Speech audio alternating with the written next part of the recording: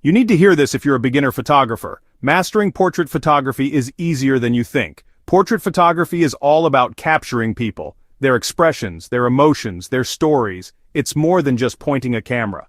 First, let's talk about light. Natural light is your best friend. Find it, use it, own it. Early mornings or late afternoons are perfect. That's when the light is soft and golden. Now let's talk about angles. Eye-level shots are classic, but don't be afraid to experiment. Try different perspectives. High angle, low angle, side angle. Find what works. Backgrounds matter too. Keep them simple. You want the focus on your subject, not on the clutter behind them. A plain wall or a blurred background works wonders. Next up, gear basics. You don't need fancy equipment. A decent camera and a good lens will do. If you're just starting, use your smartphone. It's all about how you use it.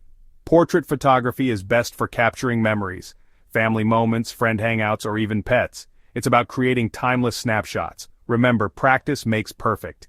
Keep shooting, keep learning, and you'll get there. Thanks for watching. Don't forget to like, subscribe, and hit that bell icon for more photography tips. Happy clicking!